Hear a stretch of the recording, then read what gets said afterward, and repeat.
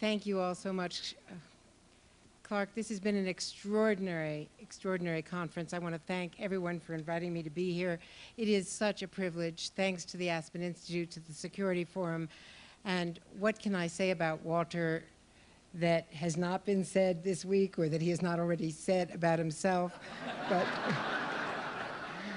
he is just indomitable and irreplaceable, and we know how much you love him. It is my great privilege, without any further ado, to introduce the chairman of the Joint Chiefs and former Marine Commandant, one of the great military soldiers of our generation, and someone who has been serving our country for decades. The chairman of the Joint Chiefs, General Joseph Dunford.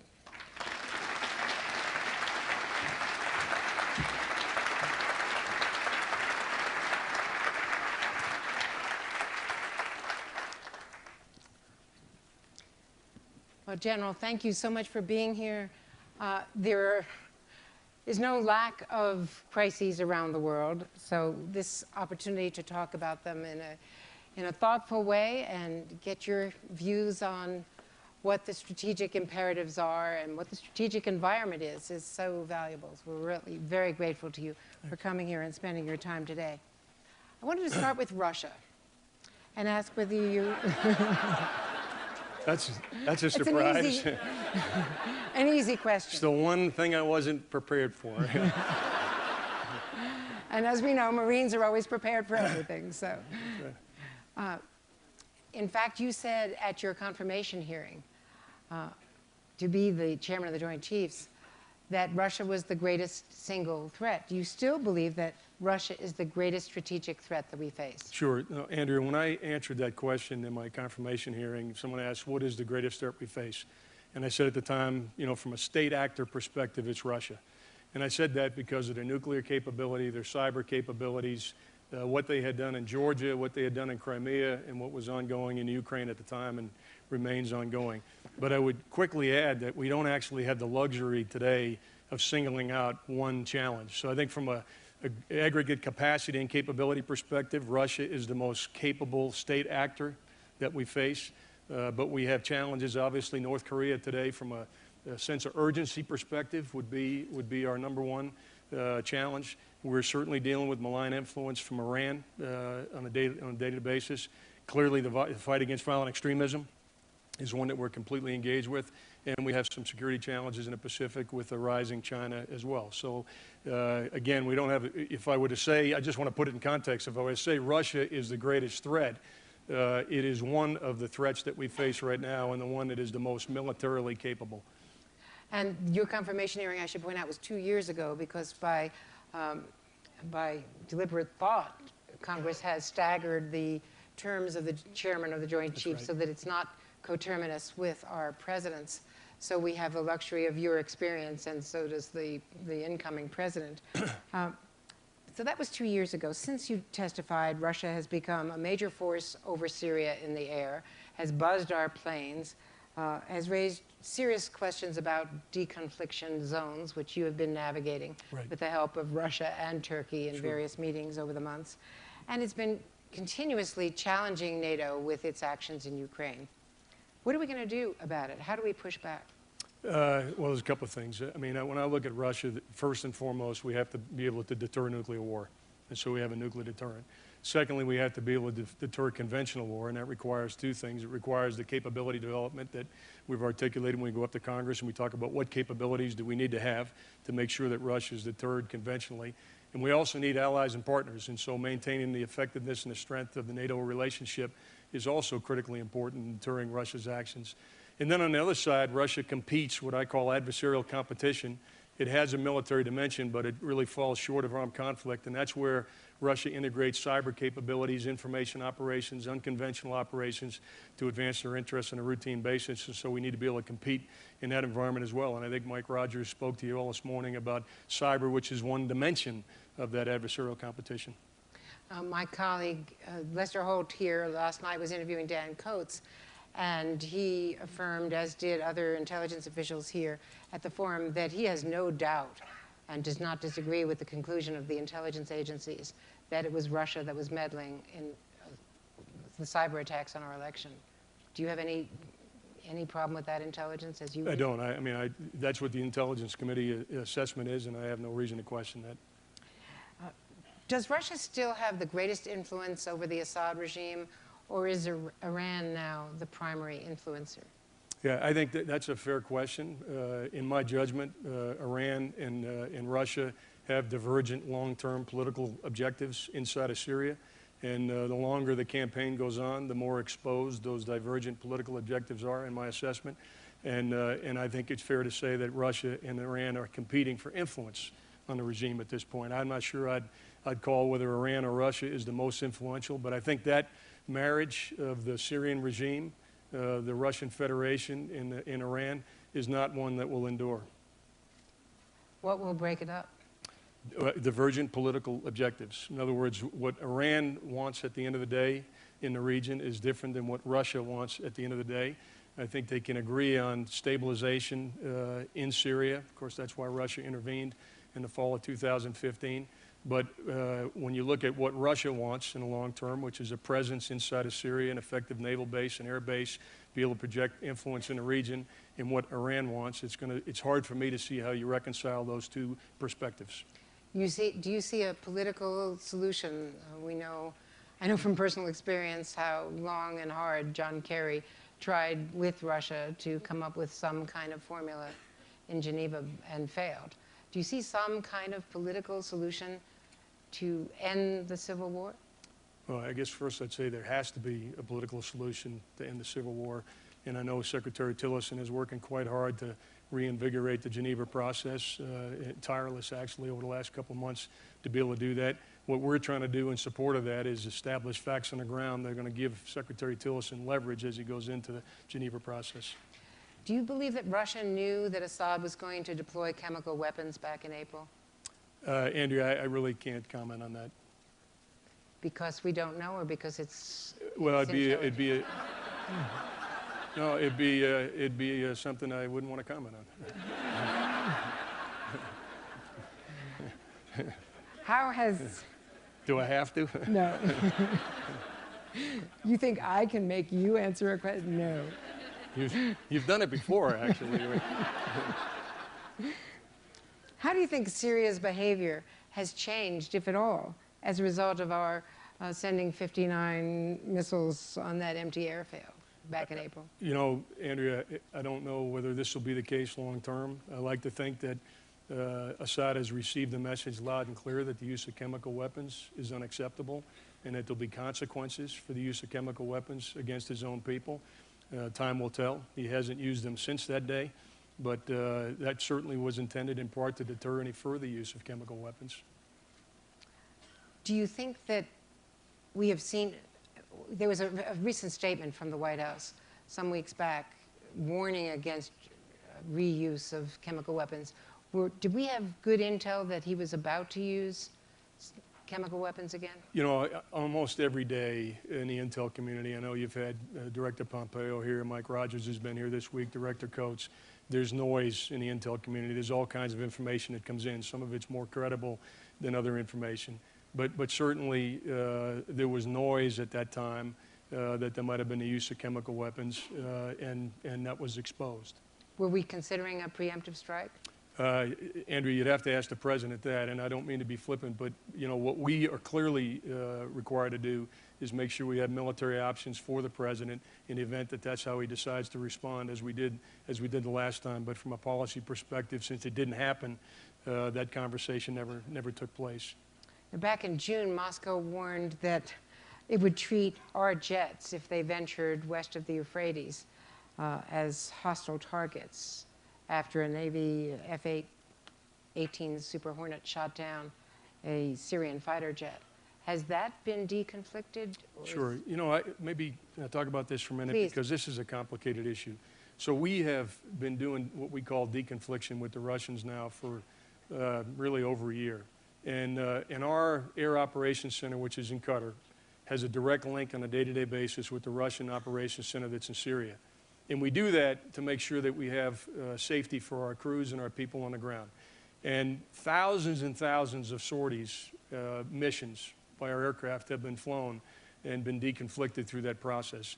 We also have a 3-star level process which handles more operational issues, to talk about deconfliction lines on the ground and so forth, again, to make sure that we can prosecute the campaign as well as keep our people safe. And then I have met with my counterpart twice this year, and then communicated by phone probably 4 or 5 other times to make sure that we can deconflict our operations inside of Syria. There have been a couple of incidents where the deconfliction channels didn't reduce the violence that took place. We shot down 1 aircraft and 2 UAVs as a result of them violating the deconfliction. This is the regime violating the deconfliction measures that were in place. But by and large, I'm pretty satisfied with the deconfliction measures that we have in place right now with the Russian Federation and the Russian Federation's then communications with Iran and the Syrian regime. To be clear, we're not coordinating operations, but we have, by using key terrain features and so forth, we have been able to deconflict our operations so that we can stay singly focused on ISIS and al-Qaeda where it resides, as well as keep our people safe. Now, in describing that, and thank you, because that's a perfect segue, I wanted to ask you about, I think that 3-star is based in Qatar. No, the 3-star is actually the J5 on the Joint Staff. Okay. And so they routinely conduct video teleconferences with his counterpart in Moscow. So the 3-star channel and the policy channel. So there's really 4 levels, not to be too complicated, but there's a policy level that has State Department and Secretary of Defense's staff is there. We're represented. There's a purely military to military 3-star level. Those 2 channels are by secure video teleconference. Then there's the on-the-ground direct communications link between Qatar and Syria. And then there's the face-to-face communication that I have with my counterpart, Secretary Tillerson has with Foreign Minister Lavrov and so forth. Well, how important in the war against ISIS and our operations in the region, in Syria in particular, is that base in Qatar? The base in Qatar is critical. I mean, it's the headquarters of the United States Central Command. That's the 4-star headquarters that has responsibility for U.S. military operations from Egypt to Pakistan. It's also what we call our Combined Air Operations Center, which really is the nerve center of all of our aviation operations, again, that extend from Egypt all the way over to Pakistan. So it's a very critical base. Which, of course, brings us to this ongoing dispute, which has been escalating between the Saudis, the UAE, and others in the Gulf region against Qatar. And Secretary Mattis and Secretary Tillerson have been trying to disentangle this. At various points, the president has taken an opposite point of view, which has made it more difficult for them. How does this get resolved? Well, first, we've managed it to date where it has not had an impact on our operations. And I've spoken to my counterpart in Qatar, and Secretary Tillerson has made a trip. He was there last week for about 4 or 5 days trying to work through this. So clearly it's going to be resolved diplomatically, to answer the question briefly. But in the meantime, we have been able to work through the issues associated with continuity in military operations. And so that's our primary focus right now. I mean, is Qatar a reliable ally, or do you think that they're too aligned with Iran and Hezbollah? Yeah, look, I think all the nations in the region could do more in the fight against extremism, and I think that's been a point that has been made at the political level. But our facility in Qatar has been there for some years, and it has been they have been reliable in that regard. Getting back to Syria for a moment, and the whole question of how you handle the fight against ISIS and Raqqa. How important are the Syrian Kurds in this operation? Yeah, so 2 years ago, when we were having conversations about Syria and ISIS in Syria, there was a lot of hand-wringing. And if you just go home tonight and you just get on Google and you look up the headlines in October, November of 2015 and the comments that were made about the strategy at that time, I think you'll find it an interesting exercise. We had probably about 200 personnel that we could identify as partners on the ground inside of Syria. Tonight, we have over 50,000 partners on the ground. These are Syrians that are taking the fight to ISIS, and about half of them are Arabs and half of them are Kurds. The leadership is provided by an organization called the Syrian Democratic Forces. That's a Kurdish individual by the name of General Mazloum who has organized this force. But they are the ones who have taken back the wide swath of ground in northeast Syria and really have put us in a position where ISIS inside of Syria will no longer be in possession of ground. So the idea of a physical caliphate in Iraq is being eliminated as we finish up operations in Mosul with some other operations that take place, and Raqqa, which is in Syria, and then the Euphrates River Valley. So in my judgment, the reason why we have had success against ISIS in Syria has been the courage, the competence, and the focus of the Syrian Democratic Forces. So they've been very, very important. Can you make Turkey comfortable with this? No. Look, first of all, I would say that Turkey is an important NATO ally, and we have very many more interests that converge than diverge. This has been a source of friction with Turkey, and we are doing all we can to mitigate their concerns, not only about how we're going after ISIS in Raqqa and the Euphrates River Valley, but the long-term relationship that we have with Turkey. And I would tell you that any political solution and any military solution in Syria is going to be completed with full recognition of what Turkey's long-term interests and concerns are from a security perspective.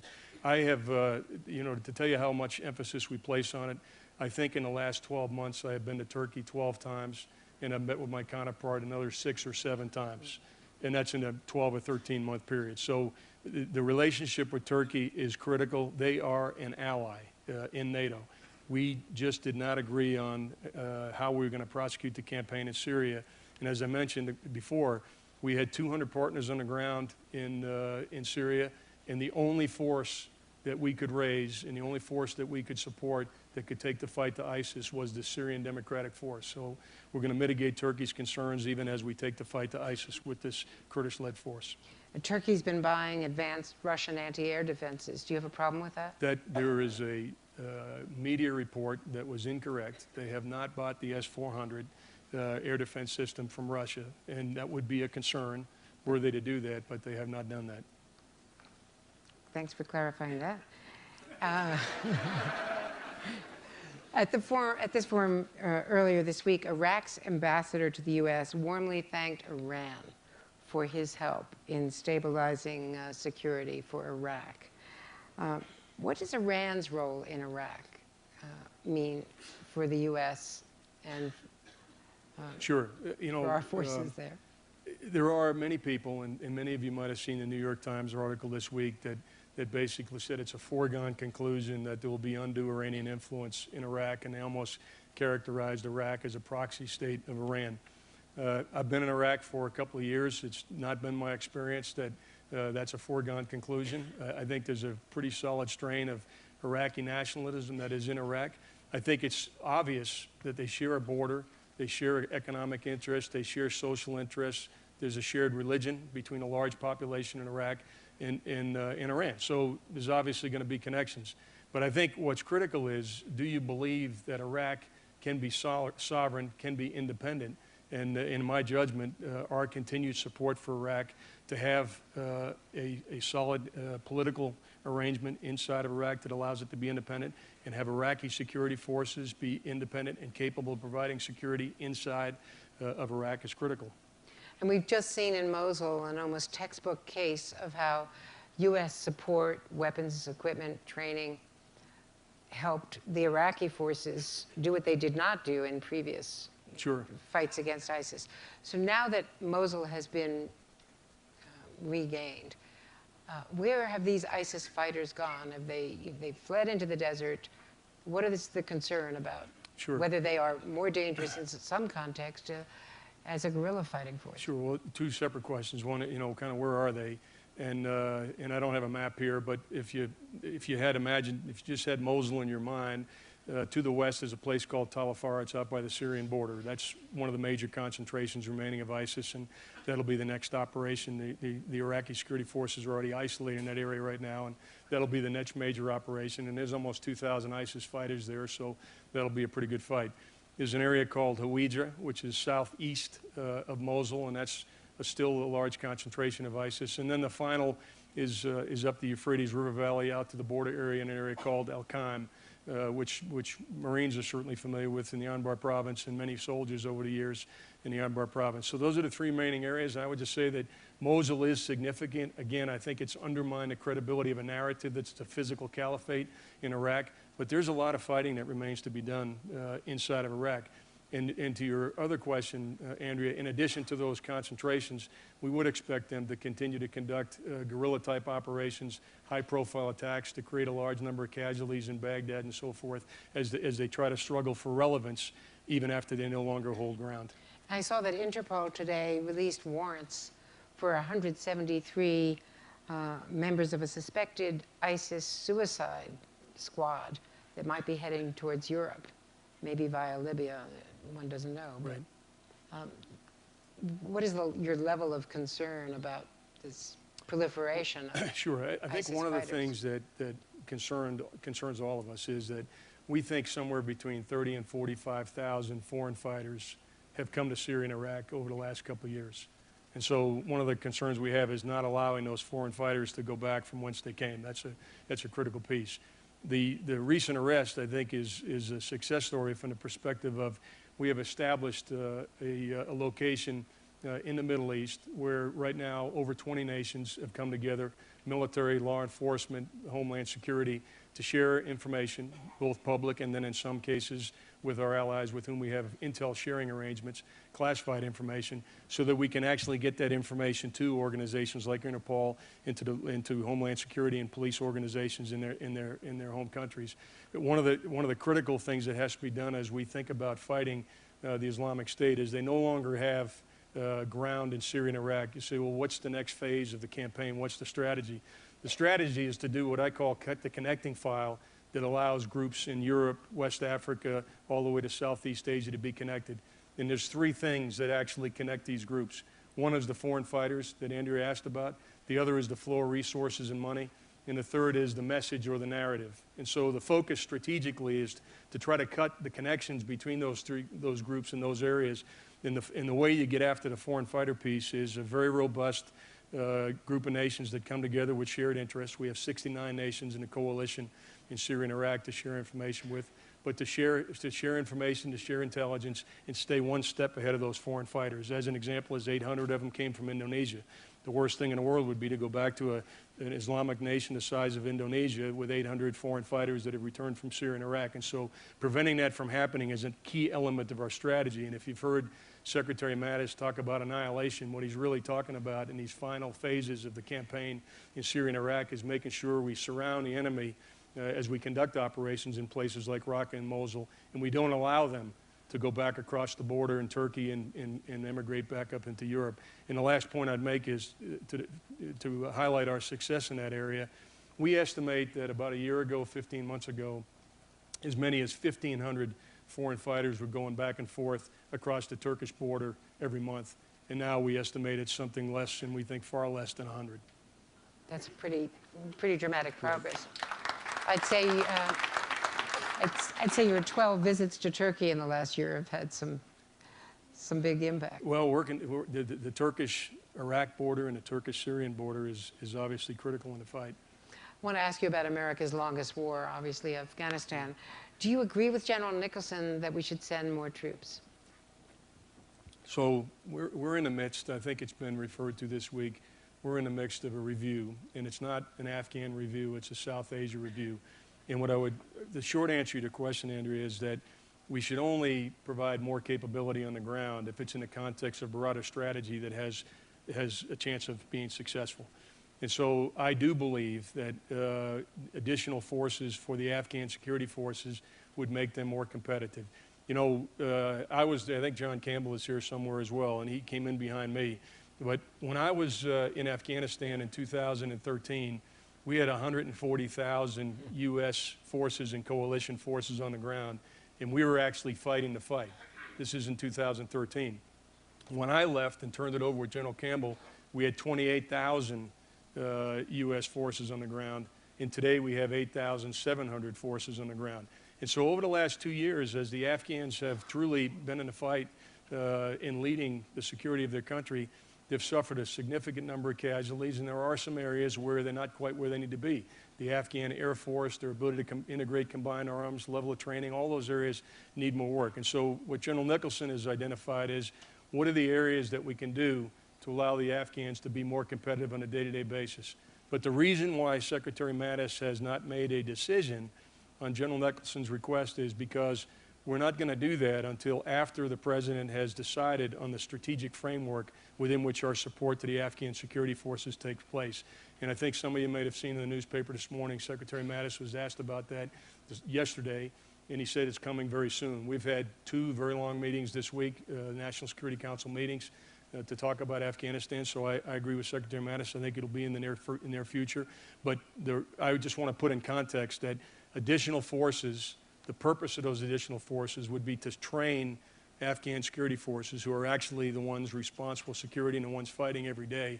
And Secretary Mattis' decision to do that will be if we have a strategy that supports that. And I believe we will, but that's going to come in the coming I mean, days. is part of the delay deciding how to handle Pakistan? Absolutely. I mean, this is from New Delhi to Tehran when we talk about South Asia. And a critical element of our strategy in the region has to be Pakistan. And we cannot be successful in Afghanistan. We've seen that over the last several years unless we have a higher degree of cooperation from Pakistan. So Pakistan is absolutely an integral part of the strategic review that's ongoing. Some say that we're relying so heavily on special forces that we're putting an undue strain on our special forces. Do you have any concerns about that? I do, and I think that's a fair statement. And in fact, Secretary Mattis and I have spoken about it, and there's no major review going on, but we are absolutely attentive to each and every time we look at a requirement for capability anywhere. We see, does that capability have to be met by special operations forces, or can conventional forces meet that requirement?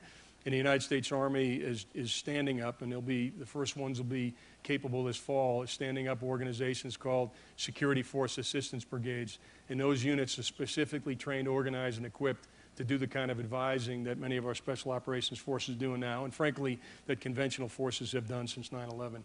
But we do want to reduce some of the stress and strain on our special operations forces. And for some of you who don't follow this very closely, when I go around and I meet with some of our folks, I'll say, hey, how long is your deployment right now? And they'll say, could be anywhere between 4 months and a year. And I'll say, how long were you home before that? And it'll typically be exactly how long they're deployed. And I'll say, how long were you deployed before that? It'll be the same amount of time. And so we call that a 1-to-1 deployment to dwell ratio, which means they're gone an equal amount of time that they're home. And over time, one, we want to make sure that our special operators are trained for the full range of missions that they may accomplish, not just those against violent extremism.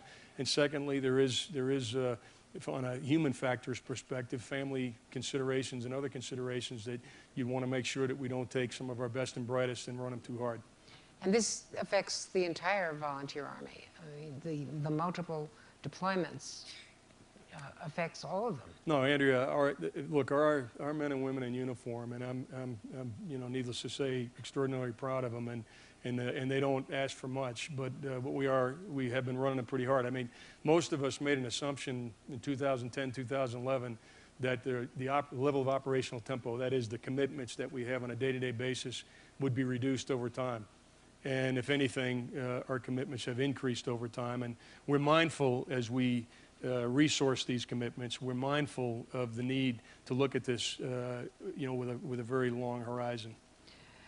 Can the U.S. envision a future where the Taliban rules in certain parts of Afghanistan? You know, Andrea, the political solution in Afghanistan has to be an Afghan-led solution for it to be successful. And so how the Taliban are accommodated politically in Afghanistan is, in my view, an Afghan decision to make. Fair enough. Has the president given his commanders a time frame for an exit strategy?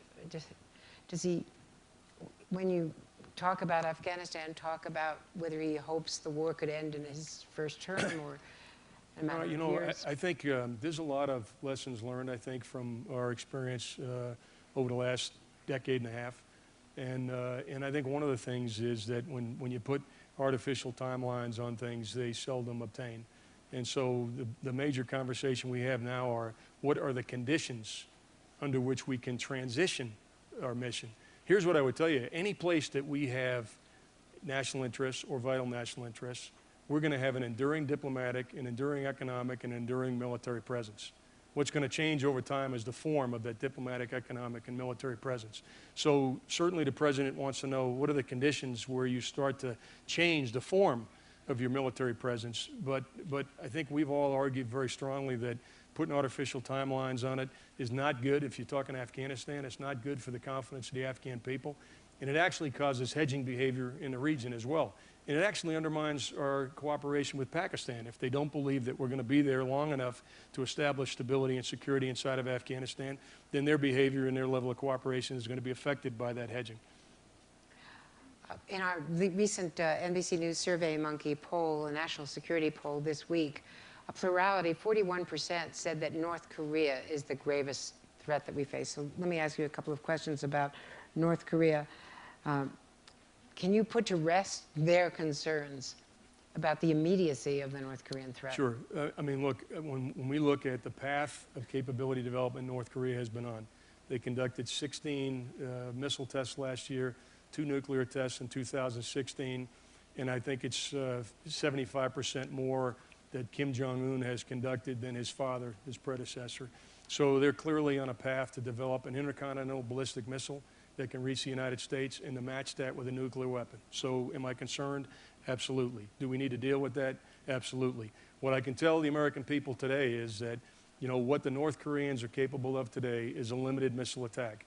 And we are capable of defending against a limited missile attack for our forces in South Korea, our South Korean allies, our Japanese allies, our forces in Okinawa, our forces in Guam, and the American homeland and Hawaii, to include Hawaii. So we can deal with a limited attack. Our concern is growth and capacity, that is increased numbers of missiles over time, and the combination of an intercontinental ballistic missile with a nuclear weapon is obviously a concern. And so do the American people need to be concerned long term? Yes, and that's why this is, you know, probably at the top of everyone's inbox in national security today is dealing with the North Korea crisis. But we can protect the American people today, of that I am sure. I know that many people would be certainly relieved by that, but that sources whom I've spoken with were surprised at the time with the successful launch of that intercontinental ballistic missile.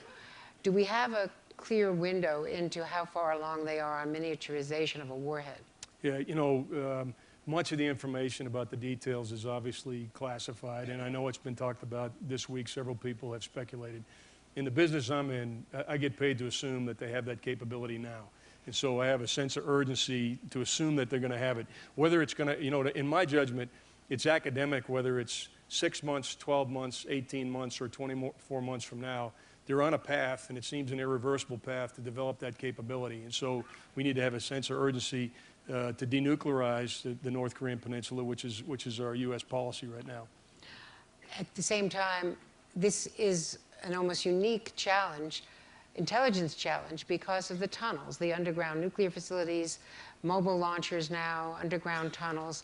We, frankly, I'll posit it, you don't have to confirm it, but from all of our sourcing, we don't know where all their stuff is. And so how do you do a preemptive strike that won't leave them with enough to retaliate?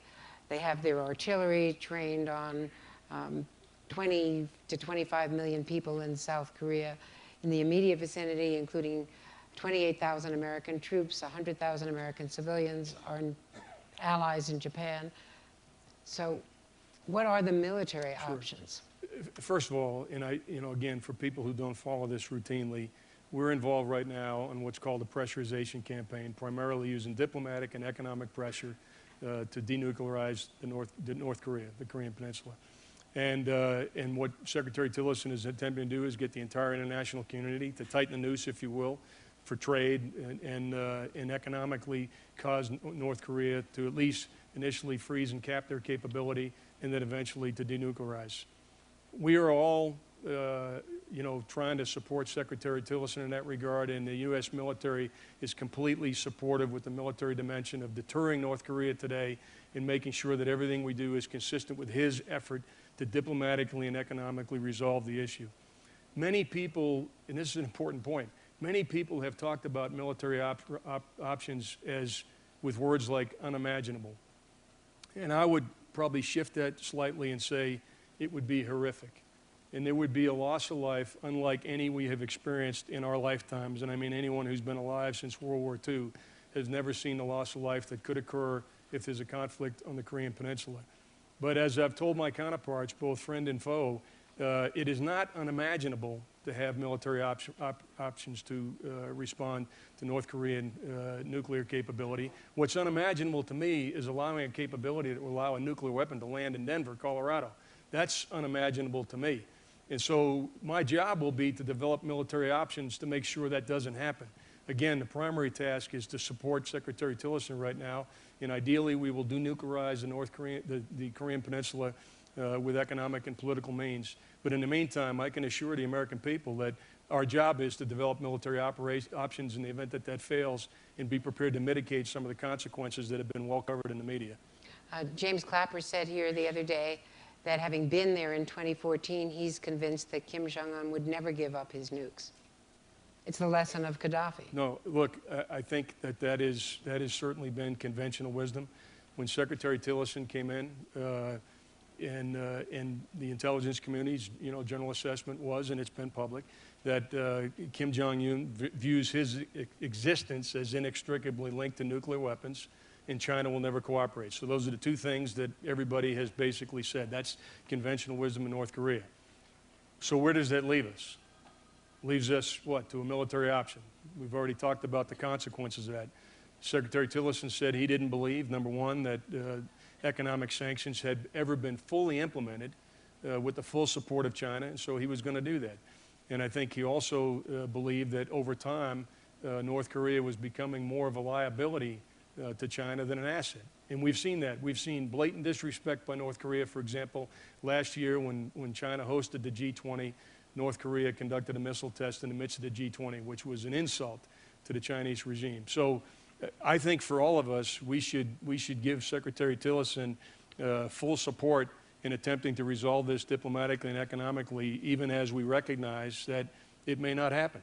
And there may have to be a follow-up option, which is the military option. But we can wring our hands and say it'll never happen, or we can roll up our sleeves and make an effort to have a concerted economic and diplomatic plan that does cause KJU, Kim Jong-un, to come to the table and begin to have a conversation, at least stop the path that he's on right now, which is further development of intercontinental ballistic missiles and nuclear capability. And to me, it makes all the sense in the world to prove the theory of the case and to work this for a few more months. The CIA director, Pompeo, said, or he seemed to suggest or hint at this forum the other day, that regime change, taking Kim Jong-un out, was an option. Yeah, at the end of the day, that's a policy option, right? So that wouldn't be something I would comment on as a military leader. What we will do is we'll go to President Trump when the time comes, and we're obviously in conversations now about what's in the art of the possible, and we have spoken to him a couple of times. But we'll go to him at some point with a range of military options.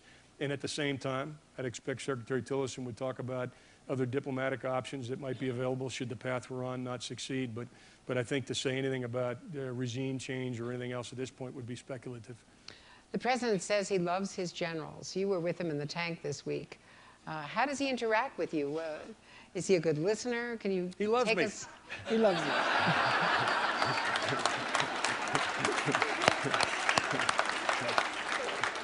At least I think so. Look, I'm not surprised you asked me the question, but you'd be surprised if I answered it.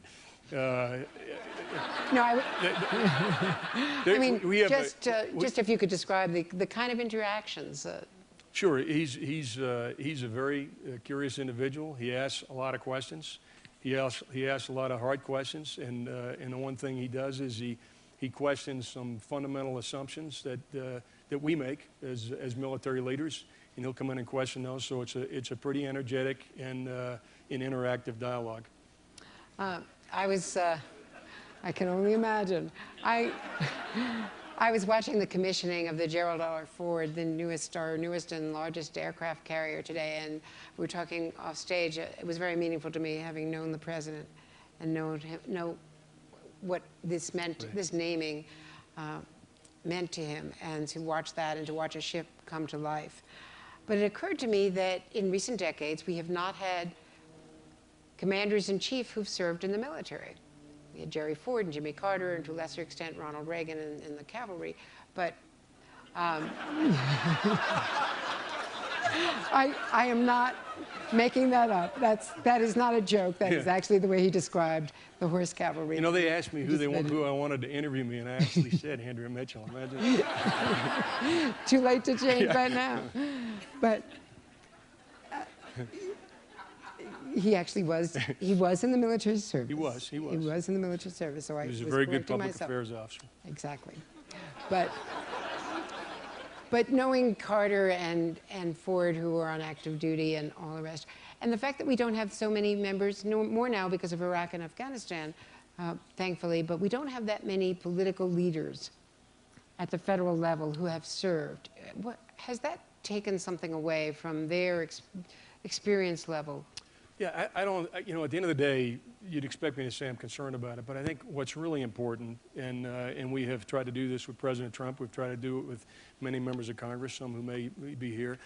I think what's important is that our political leaders get to know our men and women in uniform, get to see what they're doing around the world, visit them in places like Afghanistan and Iraq, visit them in places like Africa and the Middle East.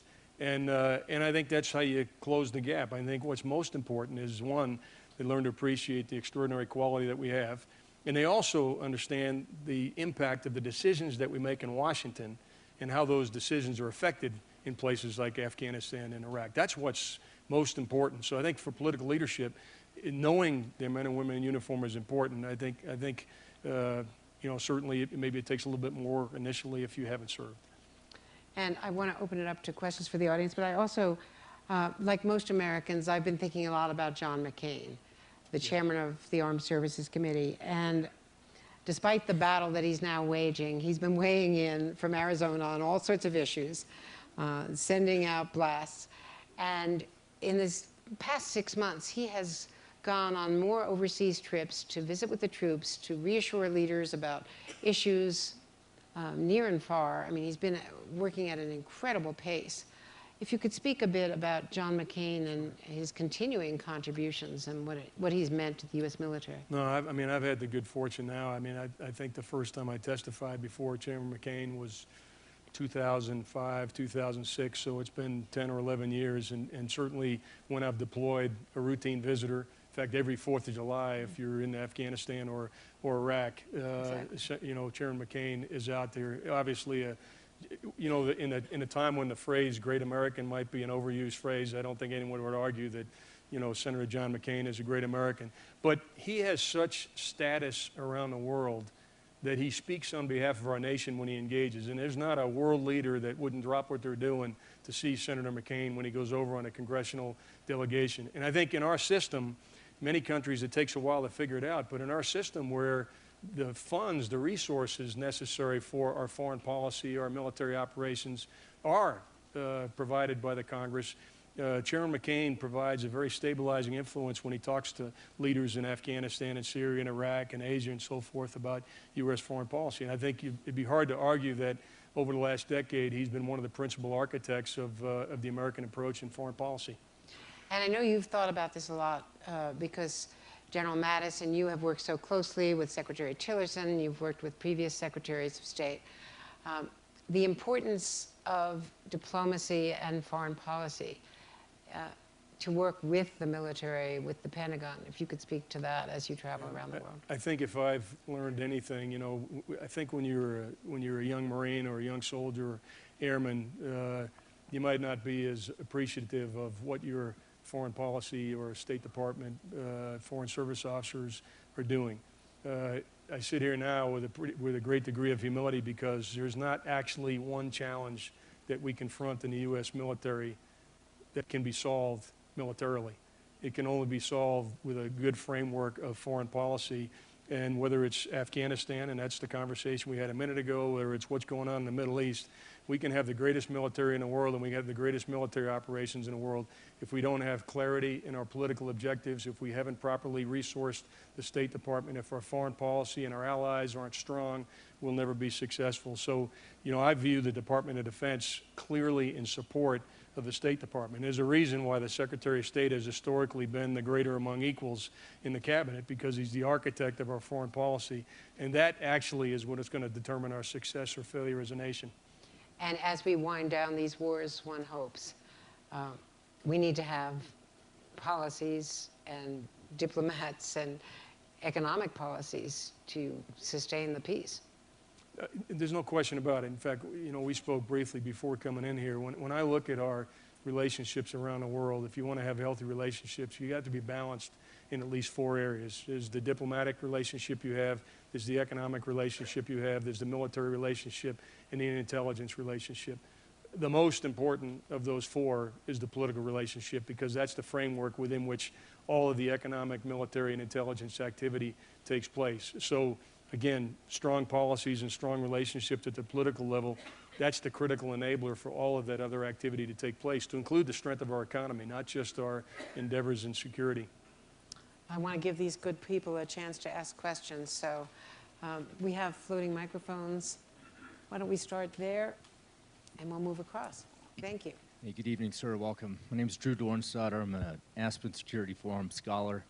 As the Department of State faces significant aid and development cuts, how do you expect Department of Defense to do some part in absorbing that?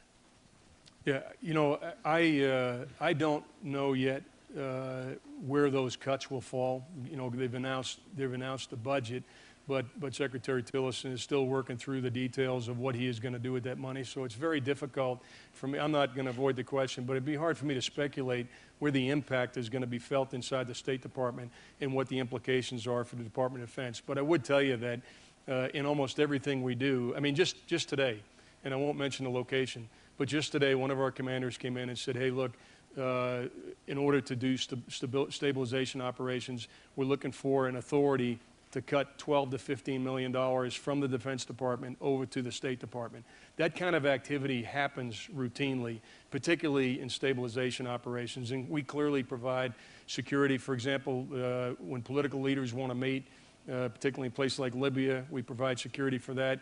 We work very collaboratively with our USAID counterparts. And so this is, in all seriousness, it's not right. This is one team between the State Department and Department of Defense. And so what's going to be important is that we get the job done, and we're going to leverage whatever capabilities and capacities reside in the State Department and Defense Department and bring that together in order to get the job done. Thank you. Yes, Julia? Hi, Julia Yaffe from the Atlantic. General, thank you so much for coming to talk to us today. I wanted to ask you about Iraq. Mosul has been recently liberated. It seems like Raqqa is next, which is, of course, good news. But then we also have pretty well-documented reports of revenge killings by the Iraqi troops.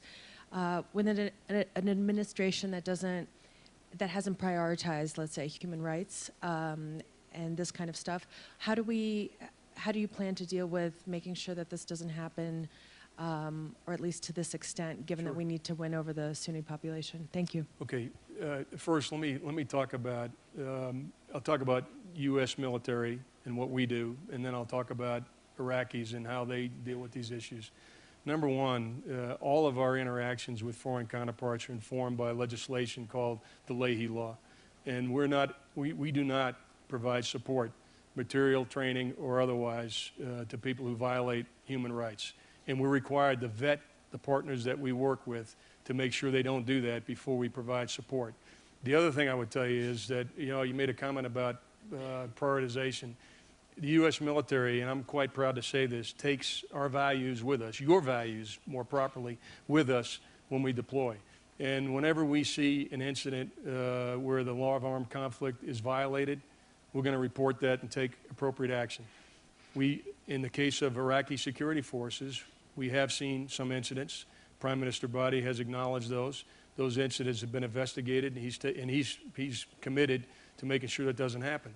I think that we certainly have seen there's strong tension between people whose mothers, fathers, brothers, sisters have been killed by the enemy, and so it's going to require a very strong command climate and a very strong leadership from Prime Minister Badi and the Iraqi security forces to prevent those kinds of things from happening. I was there as recently, I guess, over the last few weeks, and I can tell you, number one, our leaders understand their responsibilities, and I'm pretty clear on what the U.S. military's responsibility are in this regard, and the responsibilities are in this regard, as are our commanders. And I believe that the Iraqis understand not only that our support is contingent upon them complying with the law of armed conflict, but they also recognize that stability and peace in Iraq is never going to come with those kind of actions being condoned. We have a question right here, and then we'll move over to the other side. Yes, sir. General, thank you for this insightful discussion. Adam Mazel, U.S. Army, forgive the lax grooming standard. What's your name again? It's M-A-I-S. S-M-I-T-H, right? I was wondering if you could comment more about the advising efforts, not just in Afghanistan, but more broadly. So from personal experience being an advisor in Afghanistan, I saw the good and the not so good with policies. And I'm wondering with this new construct that the Army's spearheading, from a joint perspective, how do we get the people in place to be effective advisors, not hamstring them policy-wise, and then retain them to continue that fight globally? Sure. You said something really important. You said the people. And I think you would agree, having done it. In my experience, the single most important element of the advisory effort is picking the right people to do it. And not everybody can do it.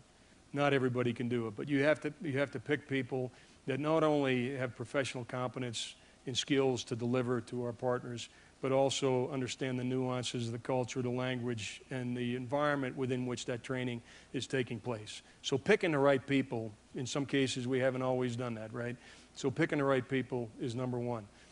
We have had conversations about at what level do our advisors accompany our partners, particularly in a combat environment. Of course, we do a lot of advising. Some of it is in a combat environment, some of it is not. And if you look at what we did recently in Mosul, we made an adjustment. We realized that unless our advisors, particularly in a very complex urban environment, were right there with their partners in the fight, they weren't going to be able to deliver both our fire support, which we were providing, as well as being able to provide advice in the context of the fight that our partners were engaged in. So, I think we're making some adjustments right now, and I think one of the things that when we talk about the Army's effort, every single one of the advisors that's in command will be in command for the second time. So these will all be people who have commanded a conventional or a special operations battalion in the Army, and then they will go off and be part of the security force assistance brigades to be advisors. So we recognize that mature leadership is critical, experienced leadership is critical, and that's a pretty good vetting process when someone has already gone through the crucible of command for a couple of years and you have a chance to see whether they've been successful in that environment, then and only then putting them in the security force assistance brigade. So we have 16 years of lessons learned, and we have a lot of lessons from Vietnam as well, and I think as we look forward, those would be among probably the top 2 or 3 that I would zero in on, if that resonates with you. Yes. Chairman, Alan Estevez from Deloitte. First, thank you for the great service you've rendered the nation in the tough jobs over the last number of years. Could you address the impact of what I'll call the budget drama over the last 6 years and the impact on our capabilities and future capabilities through modernization, and what your prognosis is for the future of that? Alan's an old friend, at least he used to be. I thought, it's close. I thought, hey, Almost got out of here. I might get out of here without having to talk about I'm in Colorado. I'm feeling pretty good. The weather's out here, and you just dragged me right back down. On a more serious note, and this is a serious note, in about 2000, 2001, I could have looked at you and said that we have a decisive competitive advantage in the U.S. military over any potential adversary. And I could have said that with full confidence. I'm equally confident in telling you today that that competitive advantage has eroded over time. And that's the most insidious effect of the budget challenges, is that our competitive advantage has eroded. Now you say, well, you're spending $600 billion. How could our competitive advantage erode? We have each year prioritized current operations and all the things that we're dealing with. And because we had to make tough choices in the year of execution, in the year of execution, where there's very little flexibility, for those of you who are in business, there's very little flexibility when you're in a year of execution, where do we go continuously? Future capability development, innovation, science and technology. So here we are now, 7 years into a very myopic, short-sighted view, and our competitive advantage has eroded. And as a result, in Pentagon terms, try not to use the words we used back there, but we call it a bow wave. There's a bow wave of modernization requirements. In other words, we typically modernize the force over the course of decades. There's now major programs that have all come together into obsolescence at the same time. And so it's exacerbated the challenge we already have. Not only did we go 7 years without proper focus on the future, we are now at a point where the modernization that we should have been doing over the course of 20 years will now come due over the next 5 to 7 years at a time when our operational tempo and commitments around the world are very high. So this is serious. This is serious. And for me, I'm going to be in my job either 2 more months or 2 more years. And or 2 more weeks. But it's not going to be long. But on a serious note, by 2021, 2022, 2023, if we don't reverse this trend, whoever's sitting in my seat will not be able to say that the United States of America has a competitive advantage. What does that mean? We don't have an effective nuclear deterrent. We don't have an effective conventional deterrent. The prospects of conflict increase. We aren't able to, on a day-to-day basis, assure our allies and partners that have made us so strong since World War II that the United States of America can meet its alliance commitments. So it's not only about the physical, but it's also about the psychological effect of that degradation of capability over time. So, Alan, this last 7 years, I could not overestimate the impact that it's had, nor could I overestimate the need for us now to recognize that the world we're in right now, to quote Kissinger, for those of you who heard him say it, is as complex and as volatile as any period since World War II. This is not the time for a period of weakness.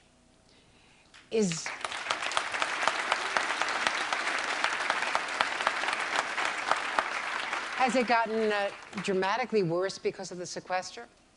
Yes.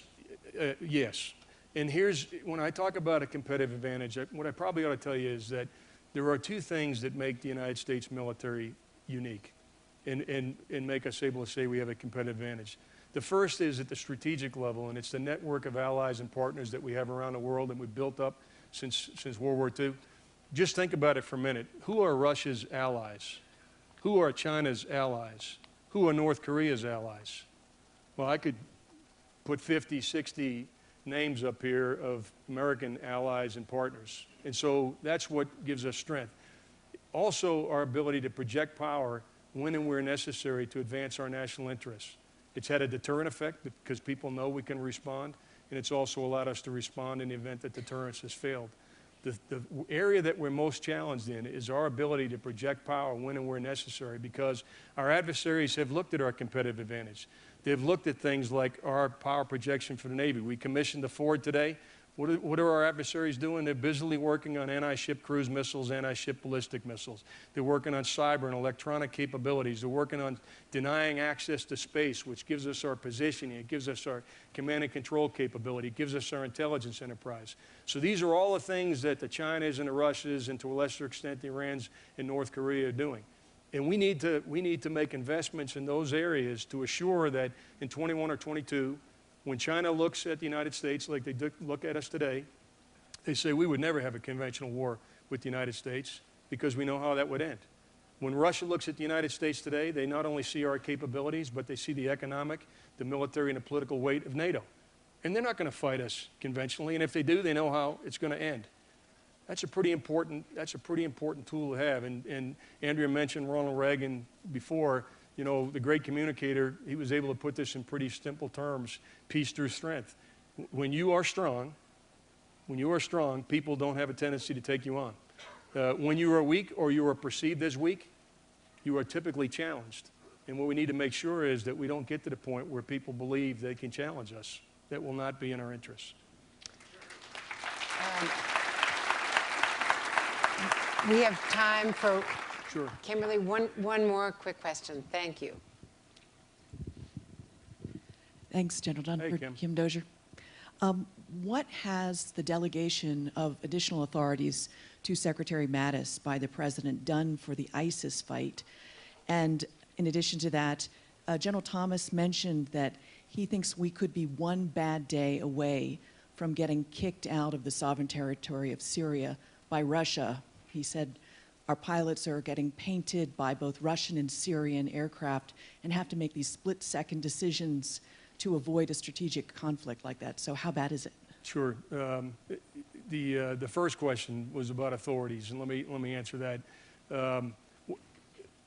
Secretary Mattis has not received anything that I would describe as strategic authorities. In other words, the strategy and the decisions that are made at the strategic level are still being made by the President. That hasn't changed.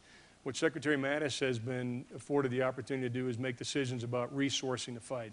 So the troop levels that are in Iraq and Syria and Afghanistan, the level at which we advise and assist, rules of engagement, those are all delegated down to Secretary Mattis. So he has the authority to make those changes. But they are very clearly within a strategic framework that is agreed upon at the National Security Council and decided by the President. So that's probably an important point.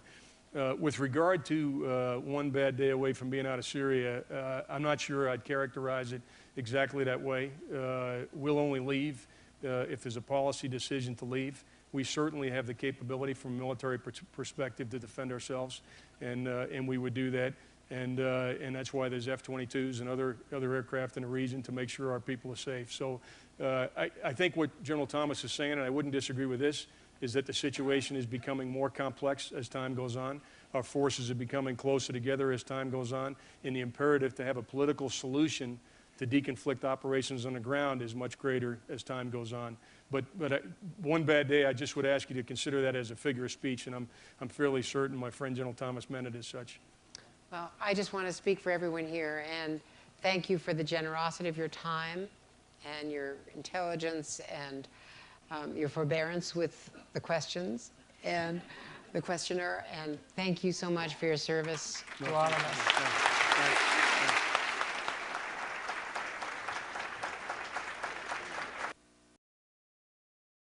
Hey, NBC News fans, thanks for checking out our YouTube channel. Subscribe by clicking on that button down here and click on any of the videos over here to watch the latest interviews, show highlights, and digital exclusives. Thanks for watching.